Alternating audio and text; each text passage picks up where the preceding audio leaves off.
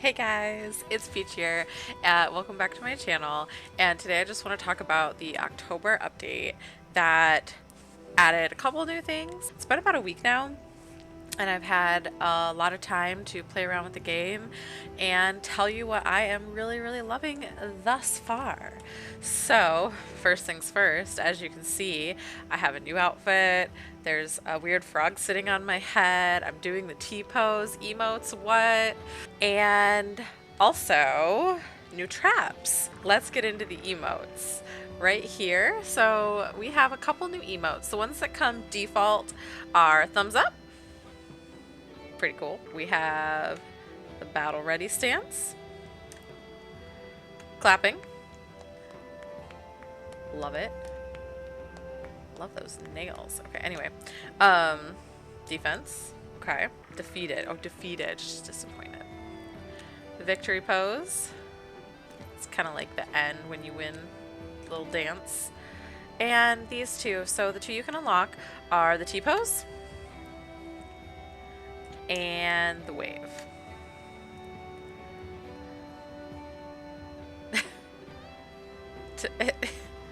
So how do you unlock these, you may ask? If you go to your main stone in the mission select, we're not going to choose a standard mode.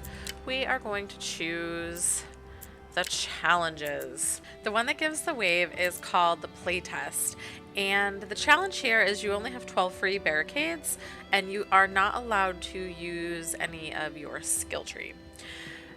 That's a little challenging because if you notice, the missions that you start with are the fish market, which if you've ever played that one, it takes a lot of barricades to get a good strategy. Now, I did not solo these. I did complete them in probably a group of 3 or 4, depending on just who was around at the time. And so it's much easier when you have a group. This one, especially Order Arboretum, is a 2-person or a 2-rift mission, so having at least one other person will help you with that one. And then Patio Gardens. The other challenge that gives the emote of the wave is this one here called Runner's Delight. And I just want to say that I have probably hours of footage of me failing this as a solo player. Eventually... I was actually able to complete Island Observatory and Castle Courtyard solo. That was not a problem. It was Resort Canal here that was a problem for me because it has 2 rifts. So it was very difficult. I believe I was playing as Van to help protect the rift, but that didn't work. I did end up completing it with a group of 3, and so I recommend just grouping up with others, just as long as you have another person physically there to hopefully just stand next to the second rift and not let any kobolds in. That is what I would recommend. But yeah, so Runner's Delight has kobolds, and kobold mounds spawn, and you also have flyers, which seems like a lot. So if any kobold gets in, then basically the run's over, but not necessarily. So kobolds are worth 20 rift points. So, and you only, if you go down here, it says you only start with 20 rift points. So yeah, if one kobold gets in right off the bat, you're done for. If you happen to find a dropped rift point or get a rift point through like a chest or some other way through the threads, then it's not done if 1 gets in, but usually if 1's getting in, 2 are getting in, and it's over. And that one, it is only on difficulty 5, but I found this one to be really challenging. So they added cosmetics to the game, and if you take a look at some of the costumes that have been here for a while, Thorned Veil is one of the ones that they added in the update this October, and I'll show you how you can get that. They've also added this lovely frog hat, the orc head, sunglasses. I think the mustache has been here for a while, but I believe there's also a white mustache, which I have yet to unlock yet. That is, I believe, in an endurance run. We have the Heny Floaty. I think that looks really cute. There's a little skull dangly, frog dangly, the orc head. Gabby also has a new costume right here, the Thorned Veil. To unlock Gabby's Thorned Veil costume, you will want to choose Elemental Madness. This one's a little bit of a longer challenge because it is 5 missions, and it's every single one of the missions, it's raining, so you're going to have all elementals. You're going to have water elementals, you're going to have fire elementals, and you're going to have earth elementals. Sophie has a new outfit called the Sagefoot. And I will never not have a frog on my head. The frog doesn't come default with the Sagefoot. That would be the default. She looks real cute. To unlock Sophie's new outfit, you'll need to play Unstable Containment. And in this one, you just have Rift Distortion, so you get an Unstable Rift every wave. They are eventually immune to all damage, and you do have a guaranteed Rift Corruption. You'll play on Back Alley Sewers, Patio Library, and Mansion Hedge Maze at night, so be careful to watch for those skeletons. Kalos got a new upgrade as well. Kalos has the Forest King outfit, which has been added. And he can also equip the cool cosmetics. The Floaty is huge. To unlock the Heny Floaty, you have to complete the Bombs Away challenge, and that one was a little challenging for me as well, and I did complete these in a group, but I did not solo them. But in this challenge, in the Bombs Away challenge, you only have one mission to play, and that is Courtyards, but you have Kobold Boom Stoppers, you have Gnoll Grenaders, and Dynamite Orcs each wave. But you start with 20 Rift Points, and it is only on difficulty 5.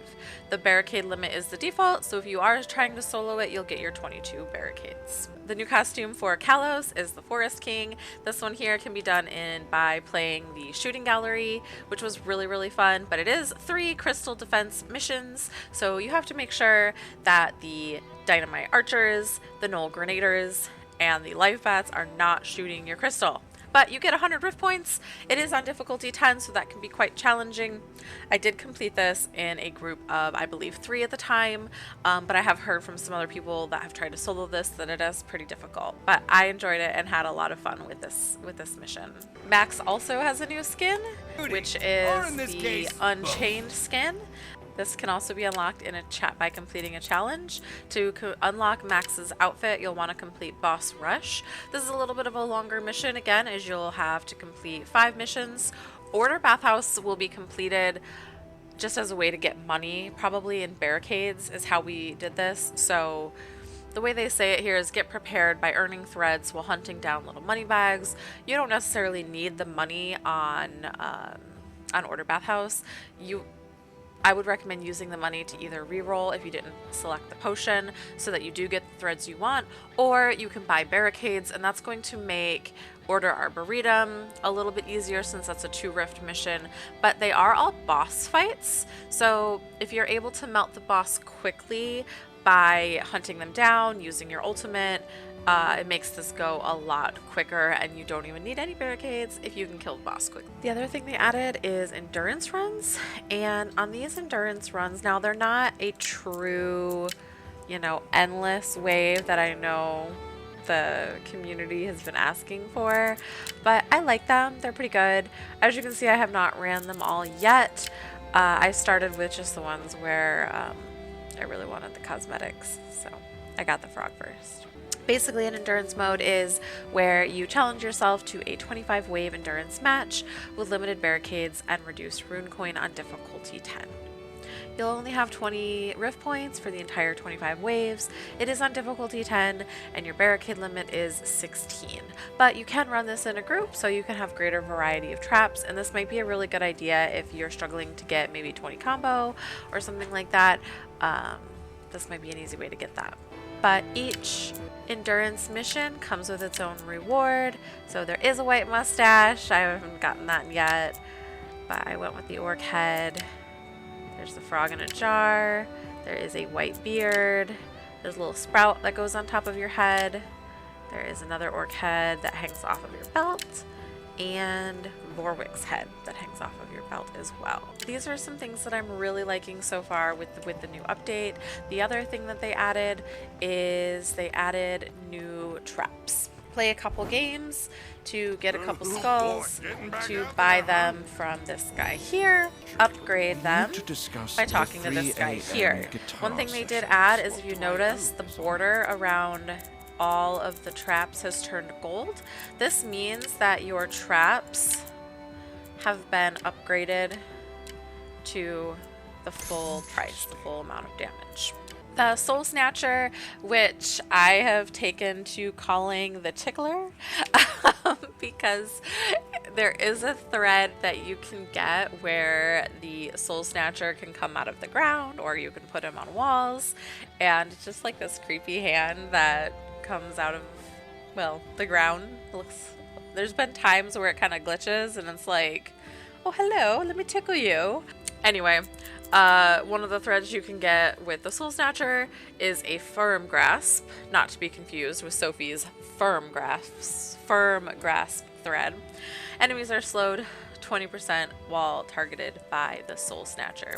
Bottle of Life, enemies will always drop a health potion when killed by a Soul Snatcher. This one's called Out of Every Corner, and this is the one I was talking about where you can place it on ceilings and floors, and so the tickler just comes right up out of there.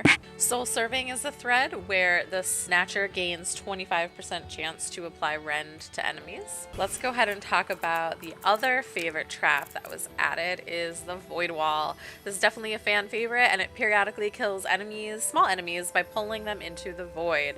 Now the biggest benefit to this trap I have found by playing with it is that you can suck in the werewolves, the hunters, the purple guys that chase you and kill you. They can just get sucked right in. So they are beneficial to have because of that. I believe they can also suck in small flyers and balloon boys. So let's take a look at the threads for the Void Wall. This one's called Endless Void, and the void remains open even when the Void Wall is on cooldown. This is a good one to have. This is the one I was talking about, called Eternal Hunting Grounds. Reroll until you get it. Hunters can also be pulled in by the Void Wall. So I believe balloon boys are classified as hunters and can get pulled into the Void Wall. This one here is called Return to Sender, and enemies are pulled into the Void Wall have a 10% chance to drop a skull when they die. I don't know. I don't think that one's that good. The last one is called Void Expansion. The range of the Void Wall is increased by 25%, and this works pretty good, so in case you're not quite able to make it all the way there in time for the werewolf to not hit you in the face, this one can definitely be worth it. And that's it for my update of the new ways to play, released in October of 2025. I am really loving it so far. I love the emotes, I love the cosmetics, I love the new traps and the new threads. I really wish that there was a way to sort and filter them though.